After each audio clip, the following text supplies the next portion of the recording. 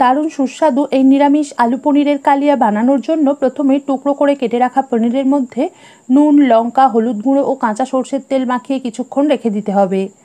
তারপর সর্ষের কিংবা সাদা তেল গরম করে নিয়ে চৌকো করে কেটে রাখা আলুর টুকরোর মধ্যে অল্প নুন ও হলুদ গুঁড়ো মিশিয়ে হালকা লাল করে ভেজে তুলে নিয়ে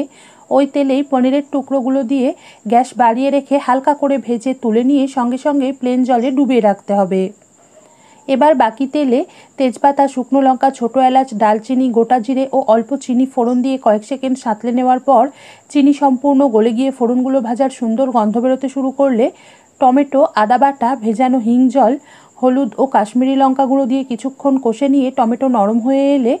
পোস্ত, চালমগজ, কাজু বাদাম, কিশমিশ ও কাঁচা লঙ্কা বাটার মিশ্রণ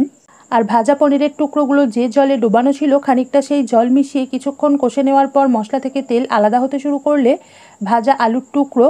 চৌকো করে কেটে রাখা ক্যাপসিকাম ও অল্প জল মিশিয়ে মিনিট দুয়েক কষে নিয়ে পরিমাণ মতো জল দিয়ে কিছুক্ষণ ফোটানোর পর আলু সিদ্ধ হয়ে এলে খানিকটা ফুটিয়ে ঠান্ডা করে রাখা দুধ এবং ভাজা পনিরের টুকরো মিশিয়ে গ্যাস একদম কমিয়ে মিনিট তিনেক ফুটিয়ে গ্যাস বন্ধ করে গরম মশলা গুঁড়ো আর গা ঘি মিশিয়ে কিছুক্ষণ ঢেকে রেখে নামিয়ে নিলেই আজকের রেসিপি পরিবেশনের জন্য তৈরি হয়ে যাবে।